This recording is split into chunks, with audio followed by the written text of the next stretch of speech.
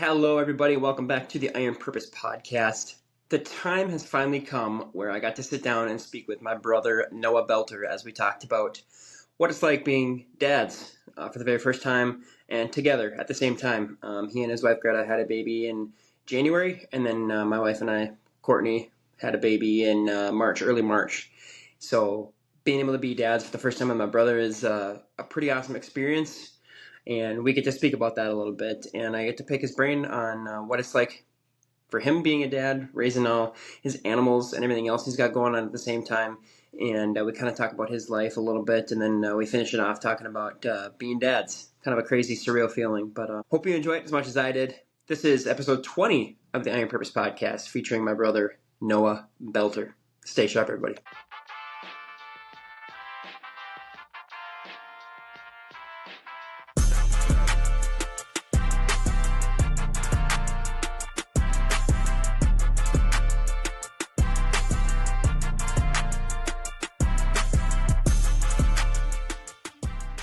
Welcome back to the Iron Purpose Podcast. I did talk about this conversation a couple times in previous ones, how I talked to you and wanted to get an episode in where we talked about, being dads and having that experience. It's not one that I haven't dove into it yet on the episodes yet with anybody because I've been saving it for this one. So happy to have you on. Everybody, this is my brother Noah Boelter. He is one of four of us, and you guys have met Jonas, and then there's just Ethan that hasn't been on here yet. I'm sure that'll be an interesting one someday down the road. But Noah, thanks for coming on. What you been up to lately, buddy? Other than dad stuff, we can dive into dad stuff later. But what do you got going on? Well, it is springtime. It's officially here, so I'm kind of getting ready to think about planting a garden and starting some seeds. Just had a batch of chicks in my incubator, and they're starting to hatch, so that's kind of exciting. And then we also got some milk cows as well, so just living the life on a little homestead, but that's kind of what we've been up to. Mm-hmm. Have you got to milk your cows yet, or no? What does that look like?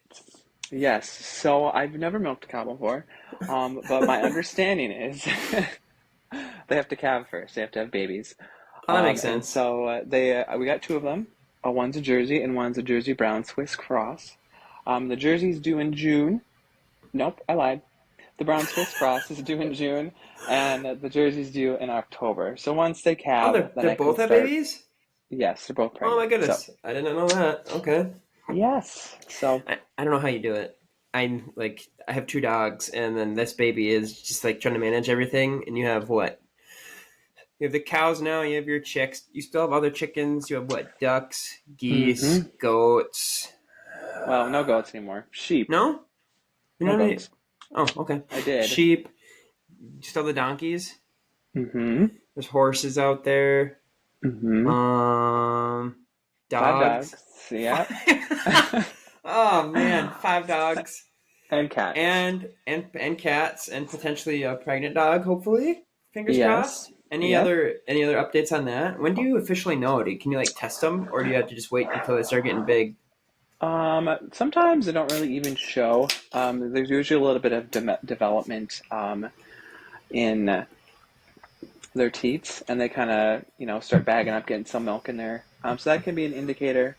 Sometimes it'll get bigger. But then you could also bring them into the vet to get an ultrasound or an X-ray to see how many puppies that they have. But that's not for a few weeks yet if we decide to go that route. But we should be having some Australian Shepherd puppies in May. Her due date is May 12th. So around that time, we'll be having some puppies. There you go. Beautiful dogs. And I always wanted an Australian Shepherd mix. Their hair really gets to me. So I was like, I really want a doodle. And so I know you talked about that in the past, but it's kind of funny because that's what Boone is. He's an Aussie Doodle, Australian Shepherd / Poodle. And beautiful dogs. I love the color schemes that they have, and their eyes are really cool. I don't know what Boone has dark around his fur in his eyes. So if you're looking at him from a distance and it's kind of dark, it looks like he just has these massive black eyes. But yeah, so I don't know if I know this is very spur of the moment, and I think this is the first podcast that I've done where I have not taken a single note to start the episode. Wow. Normally I do a little preparation, but this one I've been trying to, just trying to work it in our schedules just because they're both kind of on the fly. At least that's what mine is like right now. And I know yours is probably very similar. Just kind of when things come up, it is what it is. We're both off work right now. But, so that being said, you probably haven't prepared a whole lot to talk about, but I want to give you the opportunity to kind of introduce yourself, kind of talk about where you came from and how you came to who you are today. You can go back as far as when we were growing up as kids, if you want, and then just take it from there, and we'll dive into some of it. I'll probably pick your brain on a few things. Oh wow. Okay, where to begin? So I grew up in the Nisswa area. Have three brothers. You are one of them, and then Jonas and Ethan as well. Was homeschooled for the first few years of my life, and then we transferred to Lake Region Christian School in Baxter. And I started there in fourth grade, and then went there until I graduated. It's kind of Played. funny how we did how we were homeschooled for so long, and we grew up like before class. Like I was never a morning person ever, and I still am not, and I struggle with it. But when it came to like we'd wake up and we hear mom and dad's like singing like it's time for school or it's math time or whatever it was. We're downstairs at like 5 in the morning playing PlayStation, playing Jack and Dexter, playing something to try to get as much game time as we can before the game, before school had to start. And then like mom would use it as like a not like a discipline or not to like scare us, but like if we were disobeying or doing something, she'd be like, "All right, I'm gonna call the school and we're gonna send you on the bus tomorrow and send you to school," and used it as like a scare tactic to get us Yes. to do our schoolwork because we just dreaded it and we always planned like, okay, this is what's gonna happen if the bus comes. We're gonna Yeah. hide and we're gonna hold on to the door or we're gonna hold on to. So that's kind of Yeah. funny. She did have to use that threat a few times. Um, Eventually, we never rode the bus, but they did eventually send us to school. So yeah, I played Your really audio's kind multiple of cutting out. sports. Is it? Yeah. I rudely interrupted you, so please continue. After where were we? We talked about how mom had used it as a scare tactic, sending us to school. So what was it? What was it like going from being homeschooled to going to a school? What was that transition like for you, from your perspective? It wasn't too hard of a transition. I really did enjoy the flexibility that homeschooling provided, just being able to get your work done and then like have all the rest of the day to just do whatever, play outside, things like that. So I was pretty self-driven and able to like stick with the homework and stuff. But so transferring to a more rigid schedule and a longer school day, I didn't quite necessarily enjoy. Um, and I tend to be more introverted as an individual. So it was a little harder for me to make friends, but that's also probably because I was homeschooled. Um, Right. Typical homeschooler stereotype. Um, but eventually I did settle in and I really enjoyed my time at Lake Region. Also, just being able to be involved in extracurricular activities like sports, played soccer and basketball for a little bit, and then was in the drama department doing plays and things. And then you started doing music. Do you think being at Lake Region helped you get into music more than you would have if you hadn't? Or do you think being that our family on mom's side is so musically, well, I mean, dad's side too, because he sings, but do you think being at school helped you get into it even more? Or you think you would have regardless? I maybe would have regardless, but going to school, that's where Arnie taught. Arnie's our great uncle. Um, and so it was just more accessible. Mm-hmm. So if we were homeschooled, I don't know if mom would want to drive me in every week to do lessons, probably, but it was right there and just down the hallway, so it was Right. pretty accessible. Mm-hmm. So what instruments do you play? I play the violin mainly, and I can also play the mandolin. I kind of plunk around on the piano, but nothing too crazy. Going through school, did you kind of have a plan of what you wanted to do after high school, after graduation? Because, growing up, it was always in the back of my mind that I wanted to be a police officer and get involved in law enforcement. Where you yourself, I know you were very heavily invested in animals. Like growing up, you're always catching frogs outside, and you were always outside in the dirt, in the woods, running around. And it was like, that's one of the things I remember most about growing up is trying to catch frogs, trying to catch salamanders. There's times where you brought rabbits inside the house. We would go swimming at Gull Lake, and you ended up finding like a squirrel that had fallen out of his nest, and you brought it that home and tried to revive it and bring it back to life. Or there was the bunnies that Boots, Grandma's dog, had tried to eat, and you saved that one. And Yes. man, bugs, everything. So growing up, I know you always kind of wanted to do something that had to do with animals. Was where did things kind of shift, and what did it look like as you were going through high school to kind of what you want to do with the rest of your life after that, as far as a career anyway? Right. Yeah. So you kind of nailed it on the head. That's what I was trying to say. I I've always had a passion for animals, so naturally that led me to wanting to be like a veterinarian, whether that was dogs and cats or the large scale cows and horses and things of that nature. So that was kind of always my plan, my intention. But then as I got closer to graduating and making that dream a reality, um, I kind of realized that, well, let me back up a little bit. So when I was 19, I moved out and I am living where I live now. I rent from my grandma Peg. Um, and so growing up in the woods, I didn't have access to having like farm animals. I was just having the bunnies and the squirrels and the insects and things like that at home. So once I moved out, I was able to, do whatever I wanted. So I got dogs and sheep and horses and all these things. So that kind of played into my ultimate decision a little bit. I kind of nailed myself down a little here, which wasn't, it's not a bad thing. I don't regret it.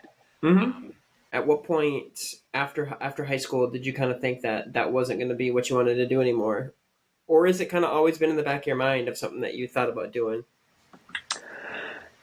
See, it's always been in the back of my mind. And I guess where we left off, I was talking about how I moved out and was kind of held down by all the critters that I had purchased once moving out because I didn't have access to those farm animals growing up.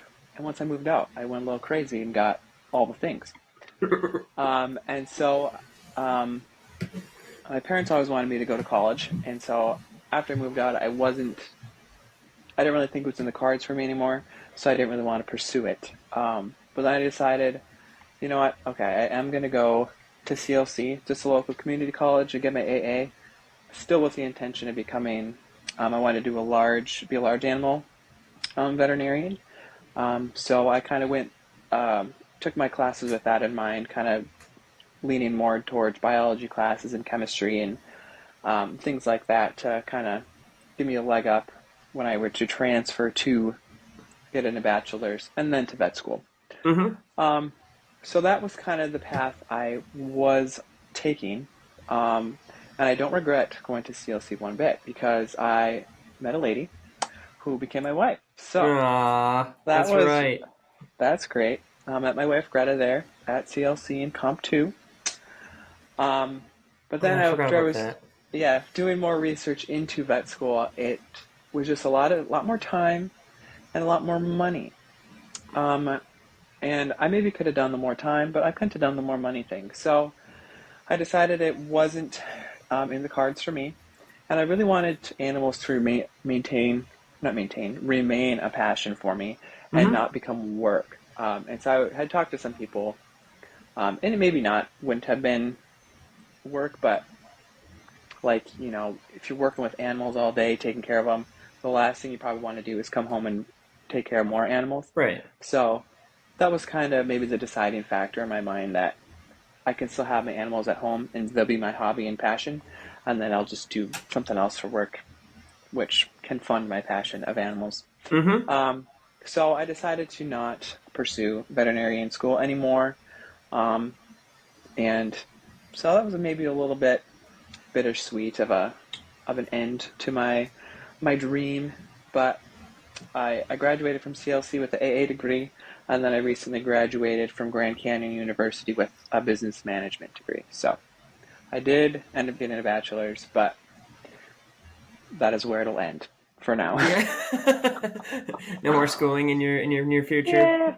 Yeah, I'm definitely not a fan of school. So Yeah, I never was either. You were a lot better at it than I was, though. Maybe that was you're just a smart book smart guy. But no, that's really cool, and it's cool that you brought up Greta. and your passion for wanting to become a veterinarian like brought you to that location for that specific spot in your life, and maybe it wasn't in the cards for you. Maybe you weren't supposed to be a vet, but you were supposed to want to be one for that time. And it's crazy how that works out, because you go into the school, you go to take your AA or whatever, so that you can move on and progress to what you want to do, and you end up meeting a girl, and you're like, oh, okay, yeah, I see now. Yeah, this is it was supposed to be in my life for a reason, and now maybe it's not anymore. But now I have all these animals, and I have this nice lady here to help me take care of all of them. But Yep, that's really special. So what are you doing for for work sure. now? You didn't touch on that at all, did you? I have not. Nope. And so my work journey is also because of the school journey and meeting Greta. And so at the time I was in school, I was working at the Babinski Foundation Animal Shelter, which is a job that I really enjoyed. But then COVID happened, and we had to close down the shelter for a little bit. And so eventually I became unemployed. And so I was kind of looking for what I wanted to do next. And talking to Greta, she was like, "You should work for the farm my mom works at. They are looking for interns." And so I'm like, "Okay."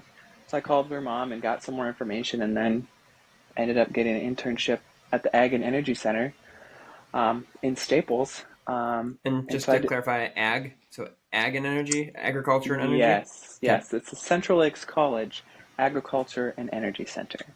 And so fancy. I did an internship there for a year, and didn't really have any plans for jobs after that. So it was supposed to be like a seasonal thing from like, it's usually from like May to August when an intern would go back to college or something. But Mm-hmm. I was like, I'll just be here until you tell me to not be here anymore. So I stayed on and helped with harvest. And then I was hired on as ag tech to help with harvest. And then a gal that is in my position now, she quit and moved on to a different job. And so before she left, she's like, "You need to apply for my job." So I applied for her job and did an interview and became a research analyst at the farm. And that is currently my title. So I'm a research analyst at the Central Lakes College Ag and Energy Center. It's kind of a mouthful, but basically what I do on the day-to-day basis, I get to be outside every day, which is great. And then I work with different researchers growing edible beans, doing fertilizer trials, different tillage trials. Um, Kind of any, like if a company came to me and said, "We got this new product and we want to try it out. Um, how does that look for you guys?" And we would kind of put together a plan and get back to them. And if it worked for them, then we would go ahead and do it. So, Hmm. That's yeah. really cool. Have you had any companies do that recently? Or No, not yeah. recently. So, um, we also, most of our projects and research is funded through grants. And so a lot of times it's through collaborations with other colleges. So we Mm-hmm. work a lot with NDSU out of North Dakota, and then we also work with the U of M in Minnesota doing different research projects. So the majority of our stuff is probably collaborations through receiving grants. But then we also do like a lot of the edible bean breeding that's done through like private companies, and their data is kept private. So Hmm. yes. That's kind of neat. I guess I didn't realize you're like a farm, but it's like a farm for people to come like test stuff out and see how they want to use it for the real world. Is that something? Do they Mm-hmm. do they pay for those services then, or is that something that through those grants you're able to just provide that service to them? Um, well, for like the private people, they do have to pay for their plots. And so at the end of the year, I Oh, tally that up makes all my sense. hours and depends on how many plots they have, and then they get billed. And then the same for like um, how the grants work is you have a budget you put together before the grant that you like Mm-hmm. an approximate, and so they still get billed, but instead of them paying for it, the grant covers it. Mm-hmm. So yeah, they're not getting it for free. So Right. Yeah. we gotta Interesting. make ends meet on our end. And we're kind of unique in that we are an auxiliary enterprise of Central Lakes College. So we are in charge of footing our own bill for the college. And so we're not only a research farm, well, it's a research and demonstration farm, but we also um, produce crops commercially. We operate around anywhere from 2,000 acres ish Huh. range. And so that seems like a lot, but it has to be a lot to cover our our salaries, I guess, is the main draw on the farm. Mm-hmm. Yeah. Interesting. So Mm-hmm. fascinating. Like you never, whoever would have thought that that's what you'd be doing. No, not me. That's awesome. So now, Mm-hmm. fast forward a couple years, and to get into the nitty gritty of what I want to, talk about and what the people are here for to hear. Um, being a father, stepping into this role of learning how to be a dad, and the awesome opportunity it is for the both of us, and I can speak for myself, saying it's super neat. Especially when we found out, Courtney and I had been trying to have kids for a little bit, and ended up having a miscarriage. About a year before we found out that we were pregnant again. Excuse me.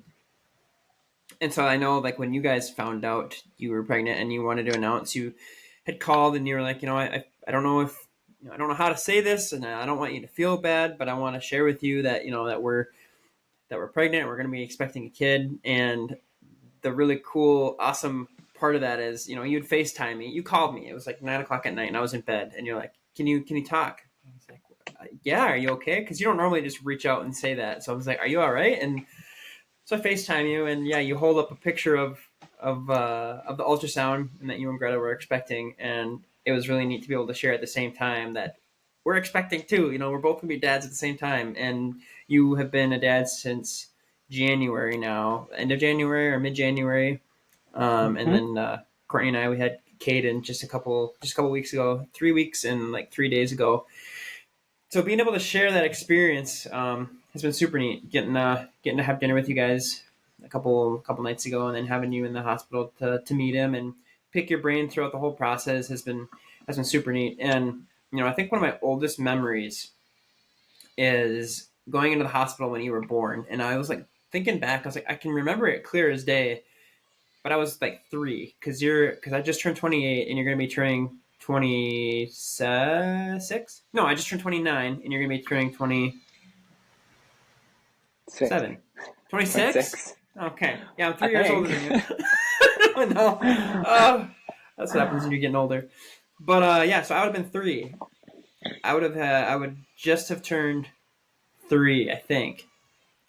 And Yeah. walking into the hospital room, and I remember walking around the bed to where you were at with mom in the bed, and dad had said, Bailey, meet Noah. This is your first best friend, and I'll never forget that. So holding your baby for the first time and remembering that, and then holding my baby and then seeing the babies together, it was just like, whoa, like time flies like that. And when we're holding each other's kids, it's pretty special. So what has the experience been like for you so far, and maybe for people who don't even know what the experience is like, about being in the hospital and just kind of transitioning and trying to figure out life. What has the experience been like for you leading up till now? Um, I guess the best way to describe it would just be life changing for the best. Um, Mm-hmm. but going into it, I wasn't ever super worried about how it was going to go, I guess. I was always kind of just like, man, that'll be fine. Like, I've been taking care of animals all my life. How much different can it actually be? So just kind of went into it with that mindset. And so far, we have been very blessed with how good little Opal is. She sleeps good and tends to be pretty happy throughout the day. So, um, yeah, I guess that's the biggest thing. Um, just that, yeah, it just kind of flips your world over and for the Mm-hmm. best, totally. So beforehand, you weren't super nervous about how things were going to go.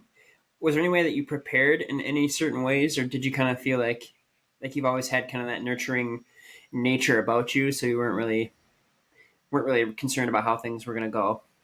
hmm So we kind of we took the hands off approach a little bit. Um,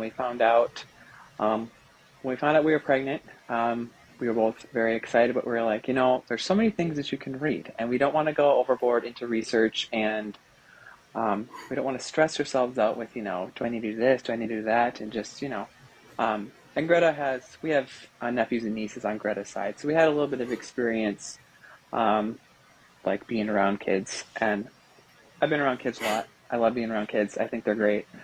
Um, and so that's something we were just like, it'll just happen. We'll figure it out. We have some experience. We did take like a childbirth class Mm-hmm. and a breastfeeding class, but other than that, that was pretty much all we did. Um, and then we're like, we'll just figure it out. I'm Um, I'm sure it helped too to have Greta being the involved in the medical field that she the way she is being a nurse. Like she probably has a lot of experience, obviously, in those situations. So that I'm assuming that kind of eased your mind too a little bit of she yeah, kind of knows what to expect. So I'm not super concerned about it. for sure.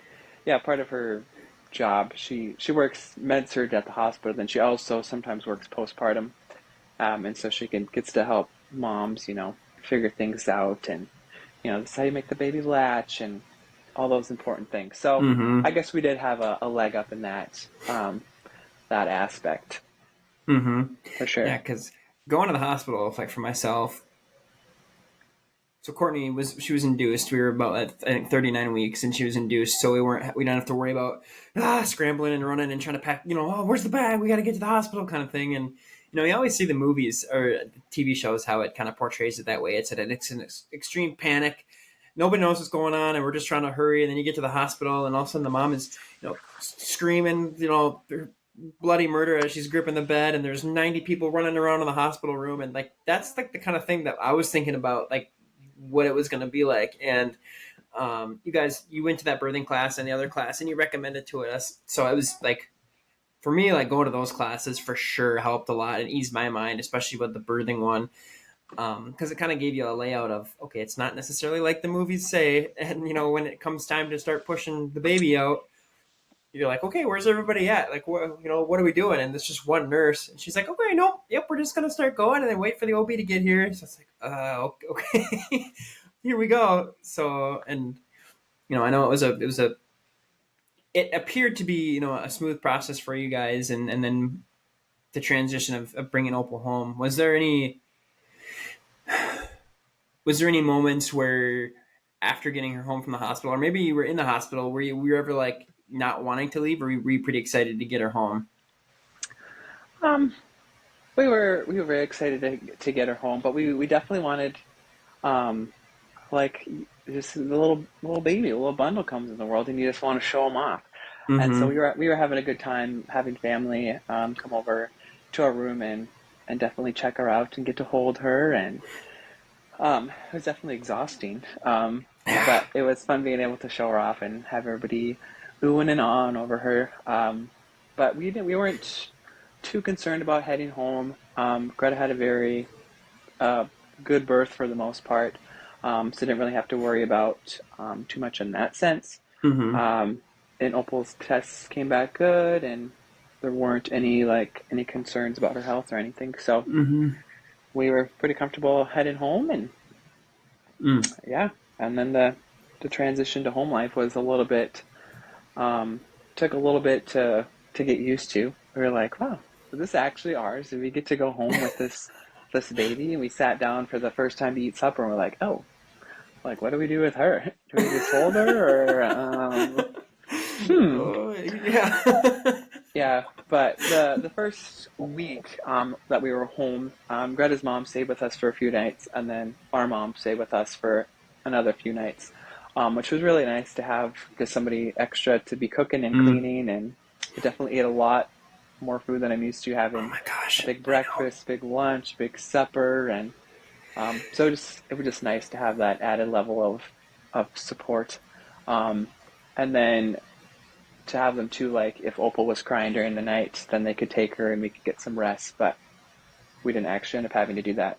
Like I said, we were Mm-hmm. very blessed with little Opal, and she does really good sleeping at night. So Mm-hmm. Which is important, and I think it's really cool that you guys had that planned ahead of time to have Greta's mom and then mom stay with you for a little bit because at first we were like, nah, we don't. We'll figure it out. We don't really need help. We'll kind of roll the punches and see how it goes. And like, it's been a big blessing to have Courtney's parents here and then mom every now and then when she's able to. But like, Courtney's mom has stayed over a couple nights and woo, excuse me. Um, to help, with help us to get a little bit more sleep than I did last night. But, like, um, and because people don't ask for help enough, I don't think, or maybe they're too ashamed to have people help them or with different things, or but reaching out for help and having people share in that support has been super huge for us to be able to get a little extra sleep and to take some stuff off your plate. Because yeah, you're like, what do I do? I gotta hold the baby and then hold the plate, or there was a couple times where Courtney was nursing him and I had to like feed her food while we were doing it. Like it's definitely a process and a learning curve. But so now moving forward, obviously you want to continue to have a larger family, but with everything you have going on, you have work, you've got we already talked about all the animals you have, and then now Opal. Like, how do you plan on continuing to manage all that, or how does one manage it and still continue to have a positive attitude like yourself? Because your plate is full, like your cup runneth over. To say, but you're always a positive person and always willing to help other people out, like in the drop of a hat. So how do you do that? How do you stay disciplined and motivated to continue to do that? Is there any specific thing you think about, or is it just kind of who you are? Um, I guess it would just be who I am. Um, yeah, it doesn't take. I don't know. That's I've never been asked that question. I think, like for the most part, I'll go back to saying that I am a very introverted person, and so Greta and I tend to just stay home and just that just charges my batteries. Same with being my animals. It's just I don't find it to be a ton of work. It just brings me joy. That has brought a lot of not joy, especially when they are escaping and getting out on the road and the neighbors' pastures and things like that. So that's a little bit stressful. So I find myself just breathing a lot and doing. I tend to. Okay, we're gonna go to when the animals are escaping. I'm not always a happy-go-lucky person. I'm just only ever angry when I'm by myself usually. So like the animals will get out and I'll just be furious. And like I know the simple thing would be to just grab a bucket of grain and shake it and they'd come running. But I'm already out in the pasture, don't want to walk back, so I'm just gonna chase them. Does that ever go well? No. So I'm like, use your brain.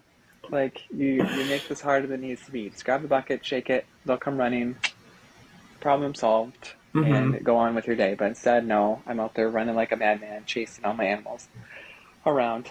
Um, But generally, I do generally enjoy my animals, and I just find it like right now I'm looking out the window and my sheep are in the pasture. They're all about ready to lamb, so I have little babies running around, and it just I don't know, a little serotonin boost for my days. Just being able to be like, yeah, these are all my critters, and Mm-hmm. then you just have things that depend on you. So like, there's some mornings where I'm like, yeah, I don't want to go to bed. I can't. Don't want to do it.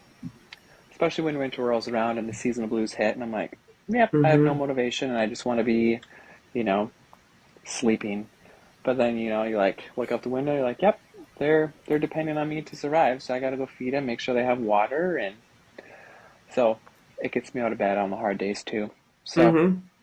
yeah, It's cool that you view it that way, because I was thinking about, I don't remember if I was reading a book or what I learned it in, but like changing the baby's diapers or having to give the baby a bottle or having to give the baby a bath. Like, people view those as tasks and stuff that can be like taxing on your stress levels, and when your plate is full, having to deal with these other things. But I was told to like view it as an opportunity to spend time with him. Like, you're bonding with your baby. You're not just changing the diaper. You're not just trying to clean them up after they exploded or threw up.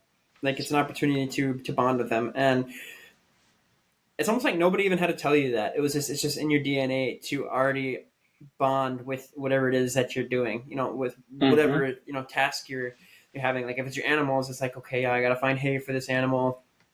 I gotta whatever it is that you're doing out there with all the millions of animals, and including the baby. It's like you view it as something you get to do, not something you have to do. And right. I also don't remember the last time I heard you like complain about having to do something either. And if you do, you kind of end it with laughing, and then you just kind of brush it off, and then you do it anyway. So it's like, I don't know, something that I definitely admire. So keep up the good work in that area. But Thanks. has there been a point with Opal where you were like, had to stop and like breathe for a little bit, or has she just been that good of a baby the entire time? Though there has been times when it's just like she is a very loud crier, um, and she gets fussy during the day, and I would rather her be fussy during the day than at night. Yes, And yes. so I guess I'll go back a little bit to just about like our relationship. Um, but like it's interesting, like her relationship with her mom versus with me, and I Mm. feel like right away Greta was able to have a super strong connection with her because she grew her and feeds her. So my connection with her hasn't been like as profound as that, and I really love her with everything I have. Yeah. Um, but it's like she knows where the food comes from and would just rather be with mom than me, which is fine. Mm-hmm. Um, and so sometimes it's like, change a diaper, try to calm the crying baby. And it's kind of like, oh, like I want her to I want to have that super strong bond, which will come in time when she's, Yes. not as dependent on needing milk and things like that. Mm-hmm. But she's still definitely in the morning. She's all smiley and she'll smile at me. And so she knows who I am. It's not like I'm some stranger. Um, but I'm just like, I want you to want me like you want your mom. Uh-huh. Yeah. So there's not that super strong connection yet, but I'm Yeah. determined it will get there. Um, but no, I I'm just like we're just very blessed, and she's a really good baby. But there are times when I'm trying to console her, and she's just screaming Mm-hmm. very loudly, and it's just like ear piercing, and so you have to be like, okay, like it's fine, just breathe, just like, and then you like start the checklist. Are you hot? Nope. Are you cold? Nope. Do you need to change positions? Maybe. She really likes being in a little carrier, so I'll put her in the carrier and bounce around, and then she's usually sleeping. So, Mm-hmm. it's just like, stay calm, work through the list. You can do this. She'll eventually calm down. Maybe she just, fighting a nap or whatever. So, Mm-hmm. yeah, it's also been kind of fun, like learning the little checklist I go through, like being able to like know like and that's something that I feel like I don't know if that comes with just being around animals all my life, but having this intuition where like she'll be like crying over there, and I'd be like, I think she's hot. And Greta's like, how do you know that? I'm like, I don't know, she just seems hot. And so like uncover her and be like, yep, that was it, That's what it or was. yep, or yeah, just little things like that. So it's kind of fun to figure out the baby lingo and Mm-hmm. the language. Mm-hmm. Yeah, I'm not quite to that point yet, but I definitely get the. Is she crying right now? Yeah, Yeah, I can she hear is. Yep, she's crying. She's very hungry. And Yeah. it's easy for me to be like, I think she's hungry. Greta's like, no, I just fed her. She's fine. All right. Right. Yeah. I'll do Yep. the same thing You're with right. Caden, and he'll be like, I'll be like, "Is he hungry?" And Court's like, "No, I just fed him for this amount of time." And then it's like, "Okay, we'll try again," and then he'll be hungry again. But yeah, as soon as you think you have it figured out, it's changes completely, and it's like he knows. Like it's like the babies know. Like he'll make a noise or something to see if I'm looking, and then like I'm like, "Is he?" And then he'll be looking at me with a side eye. It's like you know, you know what I'm saying. Like you're just being sneaky. But Definitely. Yeah. going back to, I can relate to that as well with Courtney, like having obviously a stronger bond with him right now because he just came from her and he is needs her for the nutrients and all that stuff. And a lot of times I'll get him when she's trying to take a break, or when he is crying, or when he needs a diaper change. Like you do just really want like you want to walk in the house and have him run down, or have her run up to hi dad and give you a hug. Like I was thinking about that the other day. I was going to Courtney's parents for dinner. I was last night actually, and walking up in there, I was super excited to see him, and I was like expecting him to be like super happy to see me, but he doesn't know any different right now. So it's like, but Mm-hmm. Sully and Boone, my dogs, they came running up and they greeted me. So I was like, all right, that'll do for now. I'll come and pet you for a little bit. But Yep. yeah, it's been a fun experience. It's been challenging, obviously, but I think those challenges you can use them to either make or break you. And Courtney and I both, and I know you and Greta as well, have been taking it in stride and trying to do the best you can to grow them up. And I guess that's one more question I think we can leave with this. But has there been anything that concerns you? A lot of people say like, "Man, I don't even know if I want to have kids. The way the world is going today, all the things you got to worry about." Like, has that crossed your mind at all? And if so, how have you guys talked about how you'll handle it. Like, obviously, you want your children to grow up and be a certain way, but that's not always going to happen. Like, they're going to have to go through some stuff, and you can't protect them from everything. But have you kind of talked about some strategies or what the plan is with that to try to protect them without being too overbearing, if that makes sense? And what would you Yes. say to somebody who's like, I don't know if I want to have kids. This world is too messed up nowadays. Ooh, this is a good question. The world's not the greatest place right now. Um, but I think, it's not going to get any better unless you raise some good kids to make a change. Mm, Um, and so if people mm, don't want any kids, then there's not going to be any, new life, new whatever. yeah, So I yeah, guess our goal would just be, I mean, and people do raise kids that turn out to not be good, but that's right, not our intention, right? right, And there's a Bible verse that's like, I forget what it is. This is what I would have looked up, but it's like, for such time as this. And like, you know, you're raising your kids for this time right now. Like they could have been born, you know, 200 years ago of this specific child, but they're born today. And they're born today for a reason. mm, And this reason is for such time as this. mm-hmm, So, kind of going into that with that in mind and doing the best to raise them in a loving home, um, rooted in God's word and things of that nature to hopefully um, raise them up in the way that is right. I don't know. And yeah, that can look different for different people, but mm-hmm, ideally that's how we would like it to go. Whether or not that's how it actually happens, we'll see in time. right, Each child has their own little sin nature and personality that eventually comes out. So, um, and I'm sure our parenting techniques will change over time, but being able to right, kind of mold and train up our child in the way we think they should be trained, mm-hmm. um, we'll see. I guess I don't have an expert answer on that, but that's my intention That to was an make amazing a little answer. world changers, Yeah, make the that was an place a amazing better. answer. Yeah, I'm gonna write that down. I don't have any notes other than that, but that's a great response to people saying, oh, man, I don't want to. Why would I bring a kid into the world?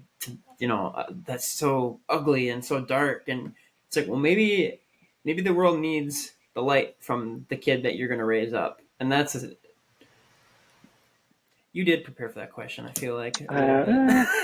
Uh, I would it would have been more polished. I Well, would have that had a was reference and no, that's awesome, and maybe I can post a clip and add the reference to it. But no, that's you nailed it on the head there. People are too concerned about how the world's going to affect them, and they don't think about how their kid or how they can affect the world for the better. And I think that's exactly what you were touching on, and also like learning it as you go, like taking it in stride. Like you're not going to be perfect, and that's okay. And like giving yourself that grace, like you alluded to that. Like maybe a kid's going to be a little more difficult than this one was, or maybe they're going to get into some stuff that I would rather not them get into. But you kind of take it on as each thing comes up, and you train them on it. You teach them. Hey, this isn't what we should do. This is what we should do differently here.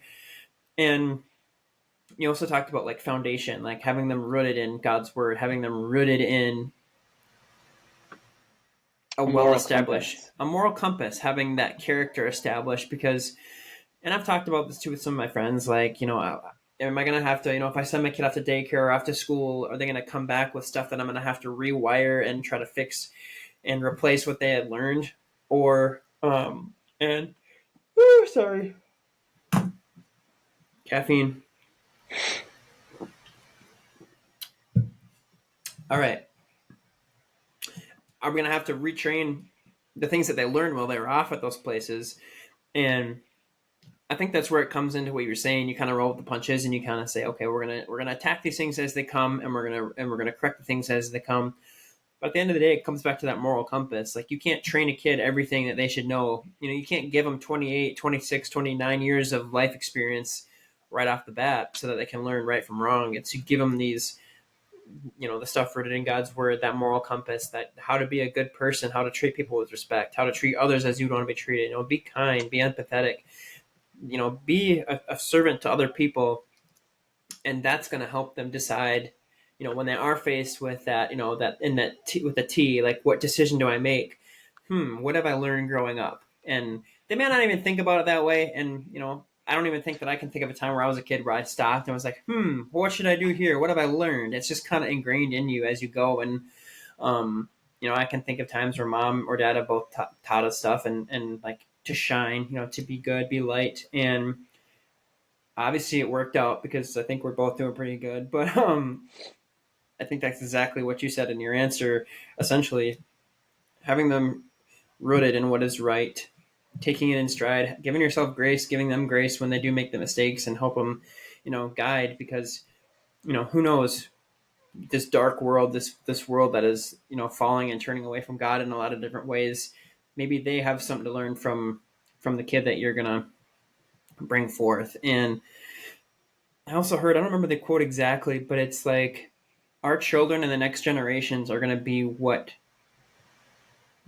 passes down what we have to say. So like if we have stuff, our stories and whatever good things that we want to try to pass on, any information that I get from, my grandparents, my parents to me, like, is it going to stop there? Or are we going to use that to help them moving forward to teach their kids and their kids' kids and the next generations to hopefully, like you said, be world changers for the better, to try to make a difference in somebody's life. And you never know. Maybe someday Opal's going to be walking on the street and there's going to be somebody who wants to take their life or wants to do something that they shouldn't be doing, or rob a bank. God forbid. But who knows what the situation could be? And the way that you raised her, she could completely change the trajectory of that person's life for the better. Like, you don't know what that ripple effect could be. So that's that's really deep when you think about it. The impact of what having one little kid, or what the potential that little crying baby in the room next to you has to save Mm-hmm. lives, to help people. Like, brings a whole new perspective to it when you're changing her dirty diaper and you're getting puked on or whatever. It's like, what does God have for you? Looking into their Mm-hmm. little eyes. What you were born right now. And I love how you said that. Not 200 years ago, not 200 years from now. You were born right now for a reason. What is that? What does that look like? And that's, man, I'm going to be thinking about that for a while. But great answer, man. That's a great answer and a great way to close it out. I think we've been going for almost an hour now. It goes by pretty quick, but thanks for coming on. Appreciate you It's having always me. a pleasure. It's been awesome, getting to watch you be a dad and to share in this experience at the very same time. Like you said, definitely looking forward to the future with the sleepovers and the soccer games and whatever they get involved in, like being able to cheer them on next to you. And then as Jonas and Ethan, they're going to be cheering regardless. But as they grow up and as they have kids too, like watching and seeing what our family turns into. Seeing like with Grandpa Bob and Grandma Peg. And I was talking to Courtney's grandma the other day about how just two people, they met, like you and Greta, you met at school under different circumstances, and you end up having one kid, and it turns into the Sunday dinners that we have with all of our family members. It's the Thanksgiving and the Christmases, the time out at Miller Lake. All those people are there because two people fell in love and had a kid. They started that, and like, it's interesting, and it's giving me goosebumps to think about what our family is going to be like when we have all the little kids running around and just the big events and all these different things that we're going to be able to do together. So it's extremely exciting, and we're just at the very beginning of it, and it's been a lot of fun already. So Yeah, looking forward to it for sure, my man. absolutely.